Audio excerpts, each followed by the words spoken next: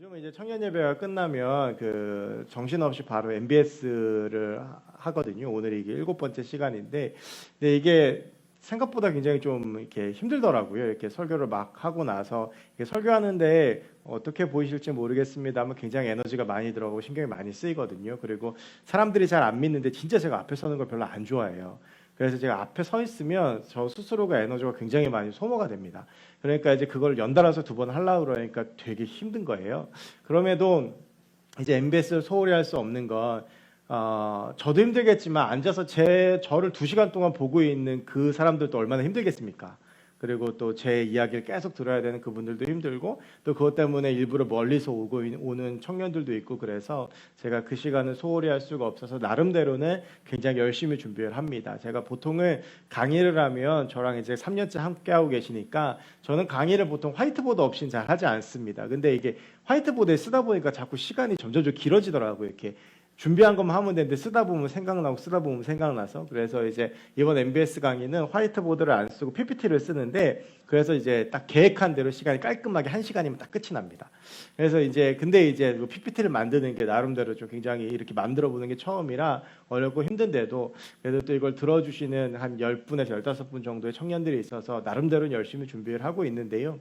지난주에 이제 오늘부터 신약 성경이 들어가거든요. 그래서 혹시 구약 성경 안 들으신 분들은 오늘 다음 주 다다음 주까지 신약 성경 3주 동안 이어지니까 한번 신약 성경 부분만 들어보셔도 괜찮을 것 같다는 생각이 드는데 지난주에 이제 소예언서 부분을 이제 강의를 했어요. 다니엘부터 말라기까지 13권의 책인데요.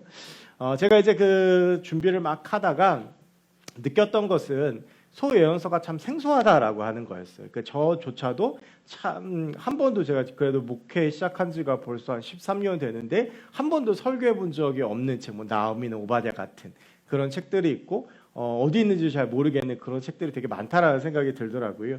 저희 예영이가 지난주에 성경고사를 뭐 볼 일이 있어가지고 그 준비를 했는데 그 예상 문제를 이제 쭉 뽑아줬는데 그 예상 문제 중에 그 주관식 마지막 전의 문제가 뭐였냐면 구약 성경 목록하고 신약 성경 목록을 쓰는 거였어요. 그래서 그걸 한 얘가 2주 동안 외우는데 이제 제가 그 예레미야가 에스겔까지 다니엘 호세아까지는 쭉 이제 하겠는데 호세아 이후부터 저도 좀 헷갈리는 거예요. 호세아 이후부터 여러분 한번 해보시면 노래 부르지 않고 말라기까지 외우기 쉽지 않습니다. 그리고 이제 신약 성경은 서신서 들어가면 또 헷갈리거든요. 그래서 제가 그 예영이가 그렇게 하는 걸 보면서 내가 그 목록을 완벽하게 나중에 막 스파랴가 먼저인지 뭐 학계가 먼저 좀 헷갈리더라고요. 그러면서 내가 되게 소홀했구나 그런 생각이 들면서 동시에 이 소예언서를 기회되는 대로 좀 설교를 해야 되겠다라는 생각이 들었습니다. 소예언서가 사실 설교가 굉장히 어려운 부분이에요. 나중에 제가 뭐 기회가 되면 또 말씀드리겠습니다만 분량도 짧고 내용도 그렇고 내용도 되게 무겁고 심판에 대한 이야기도 많이 나오고 그래서 좀 설교하기가 어려운 부분인데 좀 시간 되는 대로 이제 오늘부터 그 뭐 중간 중에 뭐 다른 설교도 들어가고 하겠지만 좀 소예언서에 집중하면서 말씀을 전해야 되겠다라는 생각이 들었고 그래서 오늘은 그 소예언서 중에서 이제 다니엘은 우리가 워낙 많이 다뤘으니까 빼고 호세아부터 좀 한번 말씀을 나눠 보려고 오늘 이 호세아 말씀을 본문으로 정하고 묵상하고 또 함께 은혜를 좀 나눠 보려고 합니다. 이제 오늘 말씀을 이해하려면 소예언서는요 이해를 하려면 먼저 그 선지자에 대해서 이해를 해야 돼요. 그러니까 이 예언서들은 그 책의 제목이 그 책의 주인공의 이름입니다. 그러니까 이사야 그러면 이사야가 주인공이고 예레미야 그러면 예레미야, 에스겔 그러면 에스겔, 다니엘 그러면 다니엘, 그러니까 호세아 그러면 호세아겠죠. 그래서 이 호세아서를 잘 이해를 하려고 그러면 이 호세아라는 사람과 그 당시의 시대적 배경에 대해서 좀 이해를 해야 돼요. 여러분 그 제가 몇 번 설교 시간에 말씀을 드렸습니다만 이스라엘은 나중에 이게 남북으로 쪼개집니다. 첫 번째 왕이 사울이고 두 번째 왕이 다윗이고 세 번째 왕이 솔로몬이고요. 그리고 나서 솔로몬의 아들 르호보암이 왕이 되는데 그때 이제 남과 북으로 나라가 반으로 나눠져요. 엄밀히 말하면 반이라기보단 북이스라엘이 조금 더 컸습니다. 왜냐하면 북이스라엘은 10개의 지파가 있었고 남유다에는 2개의 지파만 있었기 때문에 아무래도 세력이나 인원수나 땅의 크기나는 북이스라엘 북이스라엘이 훨씬 더 컸습니다. 그렇게 이제 나라가 반으로 나눠지게 되는데, 근데 북이스라엘이 훨씬 더 세력이 크고 사람도 많고 땅도 넓었지만 정통성은 남유다가 가지고 있었어요. 왜 그러냐면 남유다가 이 다윗, 솔로몬, 르호보암이 이어지는 왕가를 계승하기 때문이에요. 그리고 쉽게 말하면 북이스라엘은 반란에 의해서 세워진 나라였습니다. 10개의 지파가 도저히 내가 르호보암의 폭정에 못 이겨서 도저히는 못 살겠다 그러고 독립한 나라가 이제 북이스라엘이기 때문에, 그래서 정통성을 남유다가 갖고 있기 때문에 성경도 남유다, 구약 성경도 남유다를 중심으로 서술되어지는 경우들이 굉장히 많습니다. 그래서 열왕기 상하가 있고 역대 상하가 있는데 둘 다 똑같이 이스라엘 역사를 다루고 있지만 열왕기 상하는 남유다, 북이스라엘 역사를 동시에 다루는 반면에 역대 상하는 남유다의 역사만을 다루고 있어요. 이렇게 구약 성경에 남유다의 역사만을 다루고 있는 역대 상하를 굳이 열왕기 상하가 있음에도 첨부하는 이유는 그만큼 남유다의 역사가 전통을 가지고 있는 역사이기 때문에 그렇습니다. 그래서 우리가 알고 있는 대부분의 예언자들, 선지자들, 구약의 인물들은 거의 다 남유다 출신들이 많아요.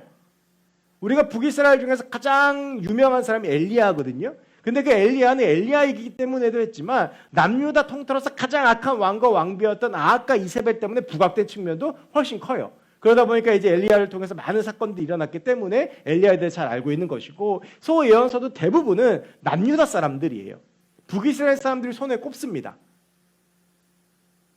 그 이유는 북이스라엘이 그만큼 예언자들이 활동하기가 어려운 때였어요. 왜 그랬느냐?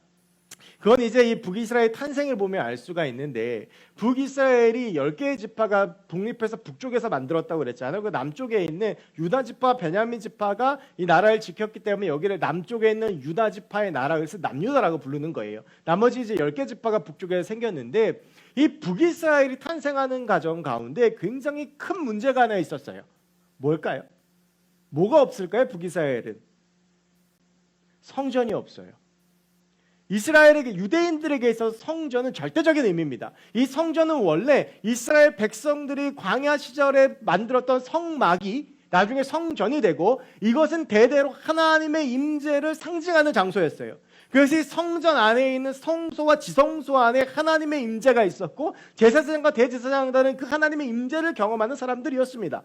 그런데 북이스라엘이 나라를 독립하고 만들고 나서 보니까 가장 중요한 문제가 이 유대인들의 뿌리가 하나님이고 우리가 하나님의 백성이라고 하는 생각이었는데, 예루살렘 성전이 존재하지 않는 거예요. 전통성도 없어요. 왜냐하면 우리는 반란으로 만들어진 나라니까.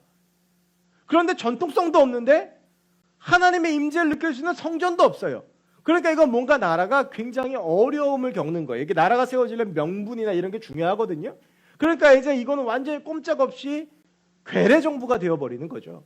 그래서 여로보암 왕과 그 당시에 북이스라엘의 핵심 지도자들이 고민을 하다가 자신들만의 성전을 세우기로 합니다.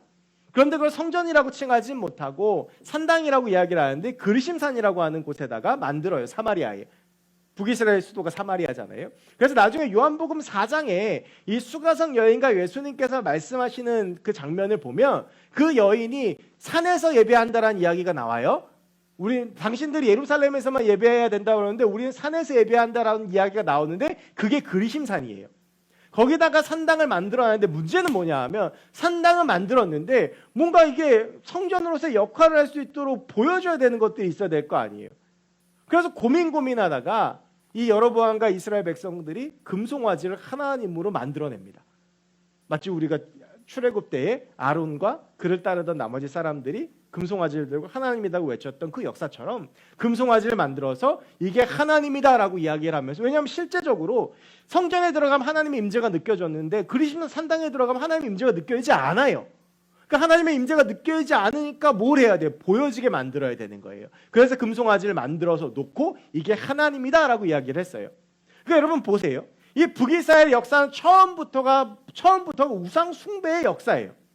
그럼 이런 상황 가운데에서 예언자나 선지자들이 하나님의 말씀을 제대로 전할 수 있었을까요? 그럴 수 없었어요. 그래도 남유다에는 신앙적인 전통도 남아있고 기도하는 사람들도 있었고 성전도 있었기 때문에 그래도 예언자들이 하나님의 말씀을 선포할 수 있었지만, 북이스라엘은 그럴 수 있는 환경이 전혀 안 됐어요. 그래서 남유다 출신 아모스가 북이스라엘에 가서 말씀을 전했고, 우리가 북이스라엘 선지자 중에서 가장 잘 알고 있는 요나는 실제로는 북이스라엘에다가 말씀을 전하는 게 아니라 아수르의 수도인 니느웨로 가서 말씀을 전하게 되는 거예요. 그러니까 북이스라엘 출신으로서 북이스라엘 말씀을 전한 선지자가 많지 않아요. 거의 호세아가 유일하다고 볼 수 있어요. 이게 바로 호세아라고 하는 사람이 등장하게 된 배경이에요. 그럼 이 호세아라는 사람이 활동했던 시기는 언제냐? 이때 왕이 여로보암 2세예요. 자, 여러분 이렇게 생각해 보세요. 북이스라엘을 처음 만들었던 그 반란을 일으켰던 10개 지파가 왕으로 세운 사람이 누구라고요? 여로보암이에요.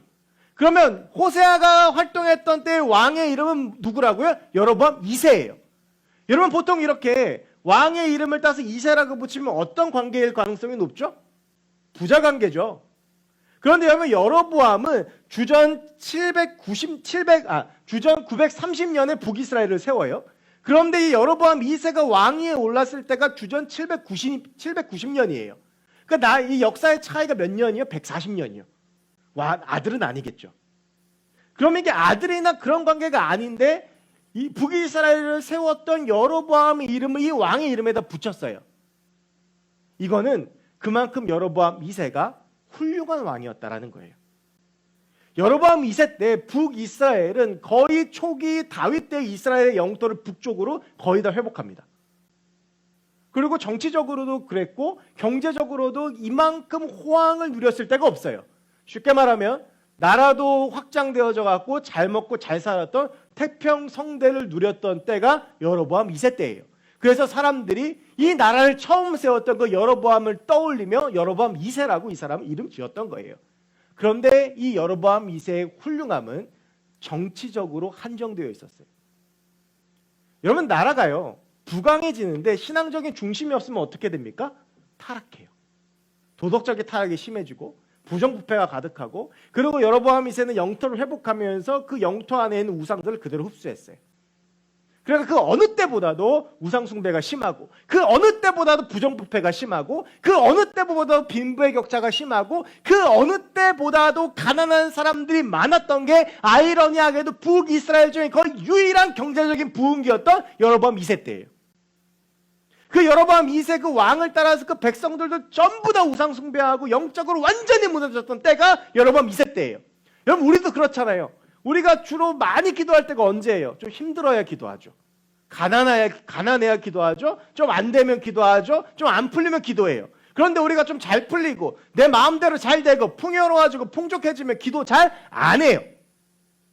내가 새벽기도 좀 나가볼까 생각할 때가 언제예요? 뭔가 결핍을 느꼈을 때, 내 마음대로 잘 안 될 때, 뭔가 막힐 때, 그래야 좀 기도해보자는 생각이 들지, 잘 되면 별로 기도하고 싶은 생각이 들지 않아요? 자꾸 딴 데 정신이 팔려요? 북이스라엘의 모습이 꼭 그런 상황이에요. 그래서 하나님께서는 참다 못해서 호세아 선지자를 부르세요. 그리고 호세아 선지자를 보내세요. 그런데 여러분 북이스라엘 상황이 이렇다 보니까 북이스라엘에서 활동했던 그 몇몇 선지자들은 남유다의 선지자들보다 훨씬 더 가혹하고 혹독하게 하나님께 부름을 받았어요. 요나 보세요. 어떻게 돼요? 물고기 뱃속에 들어가잖아요. 호세아도 마찬가지인데 호세아는 어떤 부분에 있어서 가혹했냐 하면 여러분 잘 아시죠? 호세아 그러면 반드시 같이 나오는 이름이 누구냐 하면 고멜이에요. 고멜은 호세아의 아내인데 성경에 음란한 여인이라고 돼 있고 창녀였을 가능성이 높아요. 하나님께서 근데 이 둘을 결혼시키셨어요. 호세아한테 너 고멜하고 결혼해? 그런데 이 여인이 음란한 여인이라 결혼하고 난 다음에도 계속 다른 남자를 찾아가고 바람을 피고 다른 남자하고 사는 거예요. 호세아는 그럴 때마다 가서 자기 아내를 찾아오고 돈을 지불하고 다시 자기 아내를 찾아오고 이런 일들이 반복이 돼요. 하나님께서 왜 호세아에게 이렇게 가혹하게 하셨을까? 여러분 호세아와 고멜은 하나님과 북이스라엘 관계를 상징적으로 보여주는 거예요. 호세아는 하나님이고 끊임없이 그 남편을 떠나서 다른 데로 마음을 주고 떠났던 이 고멜이 북이스라엘의 모습이었던 거예요. 하나님께서 이 호세아를 통해서 그 모습을 그대로 보여주세요. 이게 지금 나와 너희들 간의 관계다라고 하는 거예요. 그래서 너희가 회복을 해야 된다라고 하는 거예요. 너희가 이제 회복을 해야 되는데 너희가 돌이켜야 되는데 너희가 온전히 살아야 되는데 진짜 회복이 뭐냐? 진짜 너희가 회복해야 될 것이 뭐냐? 진짜 너희가 어떻게 살아가야 되는지를 핵심적으로 보여주는 게 오늘 우리가 같이 읽은 본문 중에 속해 있던 호세아 6장 6절이에요.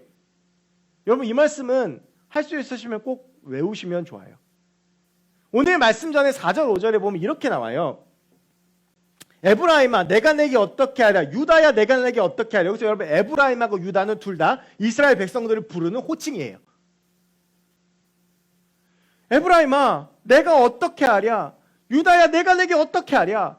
지금 하나님께서 이스라엘 부르시면 똑같은 탄식을 2번 하세요. 내가 내게 어떻게 할까? 너네 이제 어떻게 할래? 라는 거예요.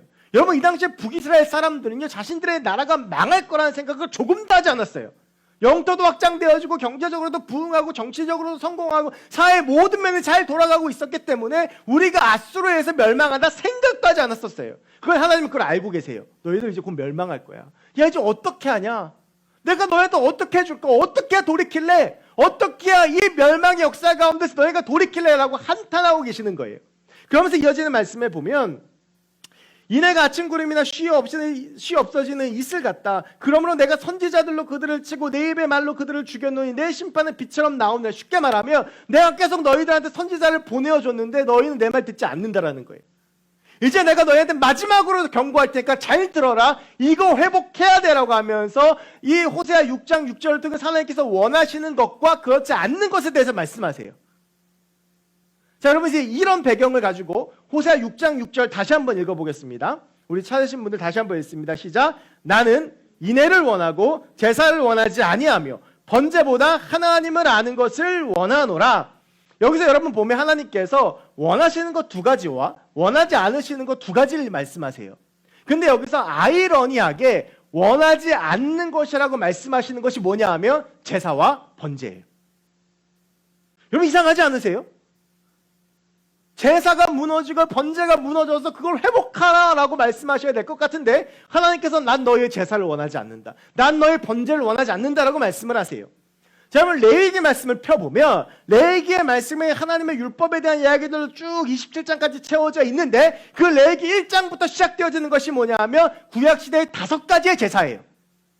모든 율법 중에 가장 앞서는 제사에 대해서 하나님께서 레위기를 통해서 우리 가운데 주고 계세요. 그리고 그 레위기의 제사 중에서 가장 앞에 등장하는 게 뭐냐 하면 번제예요. 여러분 모든 제사에는 목적이 있어요. 속제제, 속건제, 화목제, 소제는 보조제사고. 그래서 이런 제사들에는 뭐 나름대로 다 목적이 있는데 어떤 목적이 아니라 정기적으로 하나님 앞에 드려야 되는 게 번제예요. 쉽게 말하면 오늘날 우리가 드리는 주일 예배 같은 거예요. 그러니까 제사하고 번제는 비슷한 이야기예요. 이거 오늘 우리말로 바꾸면 뭐냐면 예배예요. 그럼 이 말을 이렇게 바꿀 수가 있어요. 하나님께서 난 예배 원하지 않는다는 거예요. 하나님께서 왜 예배를 원하지 않으실까? 여러분 예배의 가장 기본적이 되는 본질이 뭘까요?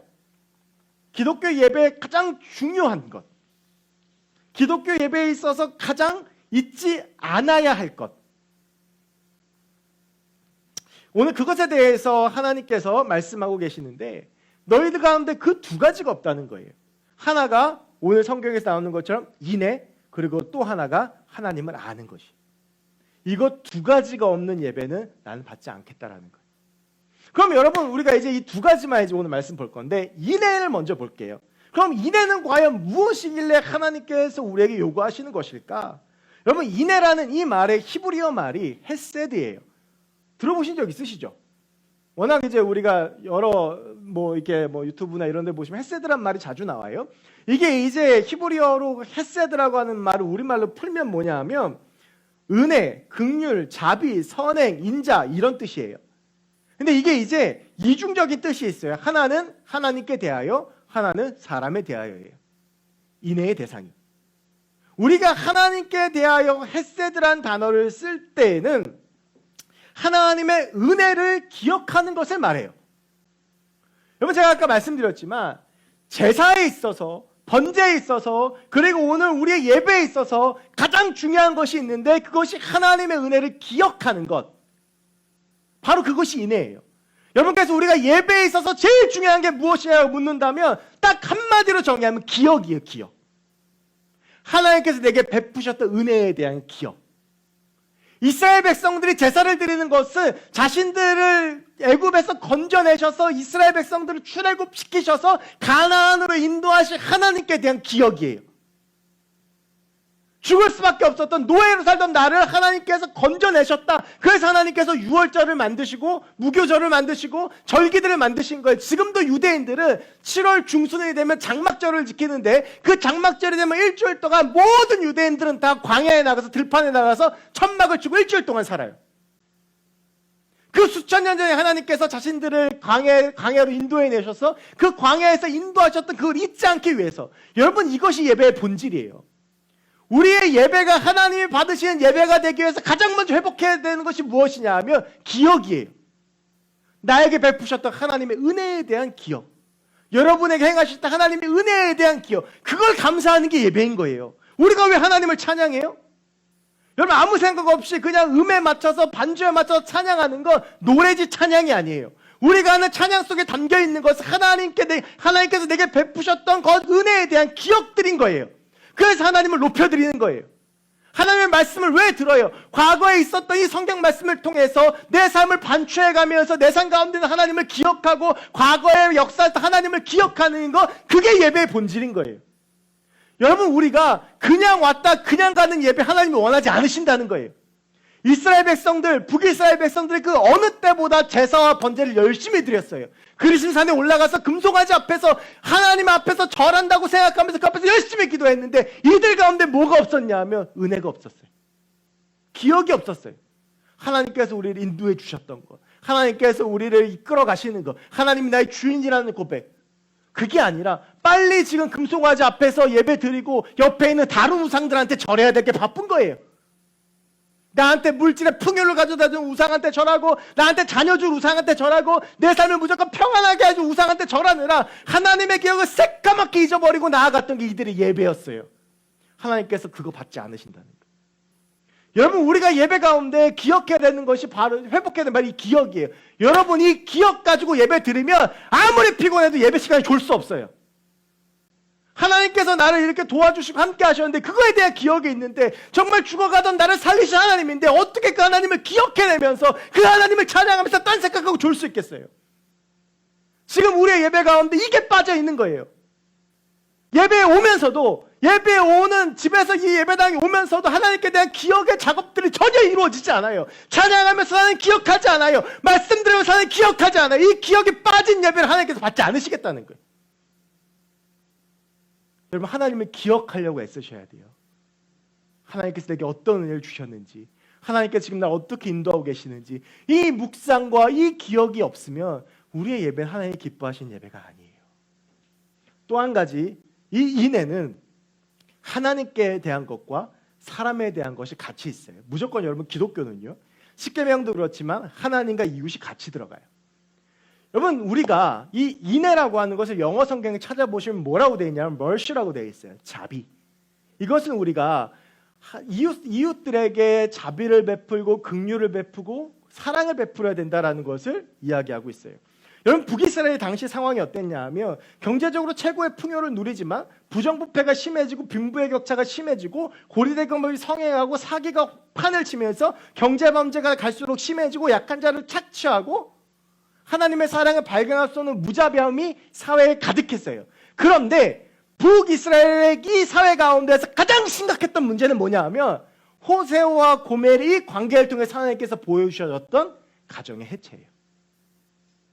가정이 아무렇지도 않게 느껴지는 거예요. 여러분, 우리가 흔히 긍휼을 베푼다, 자비를 베푼다, 사랑을 회복한다 그러면 자꾸 멀리 보는 경향이 있어요. 저도 그래요.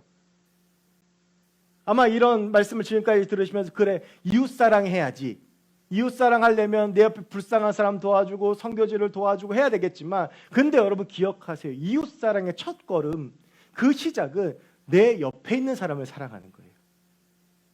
여러분, 우리가 이 인애의 범위를 좀 좁혀야 돼요. 우리가 인애 그러면 자꾸 멀리 봐요. 왜 그런지 아세요? 그래야 마음이 편해요. 넓혀놓으면 그냥 우리 사회에 불쌍한 사람 돕자, 좀 어려움 당한 사람 돕자, 가난한 사람 돕자, 그럼 마음이 편해. 안 해도 그만인 것 같아. 여러분, 근데 이 인애의 범위를 좁혀야 돼요. 지금 하나님께서 호세와 고멜의 관계를 통해서 말씀해 주시는 이 인애는 우리 주변에 있는 내 가족과 내 주변에 있는 나랑 가까이 관계 있는 사람들이에요. 예를 들어 여러분, 이런 거예요. 우리가 다른 사람들한테는 인애를 베풀고 자비를 베푸는 모습을 보이기 참 쉬워요. 제가 교육부 목사인데 초등 1부, 아까 제가 초등 2부를 갔거든요. 초등 2부를 갔는데 미미하고 이렇게 있었는데 이 앞에 있는 애가 이러고 자고 있었어요. 근데 걔가 잔다고 제가 뒤통수 때리고 깨우고 혼내면 되겠어요? 그런 마음이 들어도 안 해요. 근데 얘가 내 딸이면 어떻게 할 것 같아요? 혼나죠. 무슨 말씀을 드리고 싶은 거냐 하면 우리는 나랑 가까운 사람일수록 조심하지 않아요. 제가 가끔 그런 생각을 해요. 내가 교회에서 만나는 성도들에게 참듯이 내 아내에게 참으면 부부싸움을 평생 안 할 수 있을 것 같아요. 근데 아내한테는 참지 않아요. 여러분, 이게 우리 안에 보여지는 모습이에요. 피상적으로 만나는 관계들에게는 이 말씀을 적용하기가 쉬운데 막상 내 가족, 내 남자친구, 내 여자친구, 내 주변에 있는 사람들한테 이내가 실종되고 상실되는 모습이 되게 많아요. 북이스라엘이 그랬어요. 그러다 보니까 가정이 무너지고 그래서 사회가 무너지고 그래서 아수르에 멸망하게 되는 거예요. 여러분, 우리가 하나님 앞에 예배드리는 데 있어서 정말 중요한 것 중에 하나가 뭐냐 하면 우리 주변에 있는 사람들과의 관계를 온전히 세우는 것인데 여러분, 우리 옆에 있는 나랑 가장 친밀한 사람부터 세워야 돼요. 예를 들면 아주 쉽게 여러분, 제가 오늘 자꾸 가족 얘기해서 좀 그런데 제가 오늘 아침에 저희 집사람하고 욕을 하면서 부부싸움을 심하게 하고 안 했어요. 가정이에요. 심하게 하고 여기 와서 이렇게 목에 터져요. 여러분, 하나님은 날 기억해야 됩니다. 막 설교하면 이게 제대로 된 설교인가요? 제대로 된 목사인가요? 하나님은 그걸 받으실까요? 아니에요, 여러분. 여러분 주변에 있는 사람, 여러분하고 직접 관계에 있는 사람, 가장 깊은 관계에 있는 사람, 가장 친밀한 사람, 그 사람과의 관계를 먼저 세우는 것이 중요해요. 그래야 여러분의 공동체, 우리의 공동체가 든든히 서는 거예요. 우리가 하나님 앞에서 회복해야 될 인애는 그거예요. 그래서 하나님은 굳이 호세아에게 고멜이라고 하는 여인을 보여주시면서 만나게 하시면서 이 가정이 깨어져가는 그 과정들 속에서 너희가 진짜 회복해야 될 인애가 뭔지를 호세아를 통해서 보여주시는 거예요. 정말 용서할 수 없는 아내지만 그 아내를 받아들이고 그 아내에게 자비를 베풀고 그 아내를 끝까지 사랑하는 그 모습을 통해서 내 백성이 아닌 이스라엘 백성들을 내 백성으로 삼아주겠다는 그 아들의 이름을 바꿔주셨던 그 하나님의 역사가 바로 전 여기에 있다고 생각해요. 그럼 어떤 사람이 떠오르시나요? 내 가족 중에 있을 수도 있고 뭐 연애 중인 사람이 있을 수도 있고 내 친구가 있을 수도 있고 내 주변에 있는 사람들, 우리 공동체 식구들이 있을 수 있겠는데 여러분, 그 사람과의 관계가 먼저 세워지고 내가 먼저 자비를 베풀고 사랑을 베풀고 은혜를 베푸는 것, 그게 하나님이 원하시는 예배의 첫 걸음이에요. 여러분, 그 관계를 회복하셨으면 좋겠어요. 또 한 가지는 이내 말고 하나님께서 하셨던 말씀이 뭐냐 하면 나는 번제를 원하지 않고 뭘 원한다고 하셨냐 하면 하나님을 아는 것을 원한다고 하셨어요. 여러분, 말씀드렸죠. 번제는요 정기적인 제사예요. 우리 주일 예배 드리듯이 어떤 의미나 목적 없이 계속 하나님을 예배하는 것 자체가 목적인 거예요. 근데 하나님께서는 이것보다 더 중요하다고 생각하셨던 게 뭐냐 하면 하나님을 아는 것이라고 말씀하셨어요. 이게 무슨 말이냐? 여러분 한번 생각해 보세요. 여러분들 길을 걸어가고 있어요. 길을 걸어가고 있는데 갑자기 처음 보는 남자 혹은 여자가 나한테 막 달려와서 갑자기 날 딱 잡더니 사랑합니다 라고 말을 했어요. 여러분 어떻게 반응하시겠습니까? 그래요, 나도 당신을 사랑해요 라고 말씀하시겠어요? 대개는 무슨 생각을 갖냐 하면 네가 나에 대해서 뭘 안다고 날 사랑한다고 그래 라고 말할 거예요. 그래서 그 사람을 거부했는데도 그 사람이 계속 나를 따라오면서 사랑한다고 말하면 스토커예요. 여러분, 사랑의 기본은 알미예요. 사랑을 하려면 알아야 돼요. 그 사람에 대해서 알아야 되고 그 사람의 어떤 뭐 가정, 그 사람의 성격, 그 사람의 인품, 그 사람의 신앙, 그런 것들을 알아야 사랑할 수 있는 거죠. 그걸 모르고 사랑한다고 말하는 건 거짓말이에요. 이 적용이 우리와 하나님 사이에도 그대로 되어야 돼요. 여러분, 하나님에 대해서 얼마나 알고 계세요? 하나님에 대해서 아는 만큼 하나님을 사랑할 수 있어요. 그런데 생각해 보면 우리가 하나님에 대해서 생각보다 잘 몰라요. 그럼 욥을 생각해 보세요. 욥이 정말 당대 의인이라고 손꼽았지만 욥이 그 고난의 터널을 거쳐 나가서 욥기 42장 6절에서 마지막으로 고백하는 게 뭐냐 하면 내가 주님을 귀로만 들었는데 이제 주님을 눈으로 봅니다라고 고백을 해요. 어쩌면 우리는 지금 자꾸 다른 사람들의 하나님을 피상적으로 알고 그게 내 하나님이라고 착각을 해요. 하나님에 대해서 알고자 노력하지 않아요. 여러분, 하나님을 알고자 노력하는 가장 기본적인 노력이 뭡니까? 성경 읽는 거예요. 하나님께서 주신 이 말씀이 뭔지를 알고 하나님께서 어떻게 역사하셨는지를 알아야지 하나님을 알 거 아니에요? 안 읽어요. 몰라요. 노력하지도 않아요. 그러고 나서 우리가 하나님 앞에 사랑한다고 말하면 어쩌면 하나님 우리한테 이렇게 말씀하실 수도 있을 것 같아요. 넌 나에 대해서 뭘 안다고 날 사랑한다고 그래? 너 나에 대해서 알아? 너 나를 알고 싶어 해? 너 하루에 30분이라도 나랑 있으려고 애써? 나를 알기 위해서 하루에 10분이라도 몸부림치니? 네가 나를 사랑한다고 어떻게 믿지? 진짜 하나님이 그렇게 말씀하신다는 게 아니라 우리가 하나님께 사랑한다고 말했을 때 그런 이야기를 들으면 곤란하지 않을까요, 여러분? 모든 관계의 기본은 알매 있어요. 근데 하나님 우리에 대해서 너무 잘 아세요. 하나님이 만드셨으니까. 우리 아버지이시니까. 근데 우리는 하나님에 대해서 잘 몰라요. 그리고 알려고 노력하지도 않아요.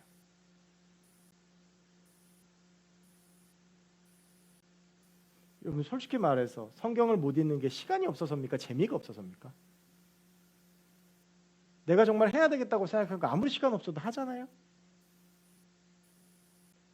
저희 예영이가 아까 말씀드렸지만 성경고사 볼 일이 있어가지고 하루에 성경 공부를 30분씩 했는데 미치려고 그래요. 그래서 30분 성경 공부하고 1시간 동안 TV를 봐요. TV를 보는 시간 동안 저는 그토록 평안한 모습을 본 적이 없어요.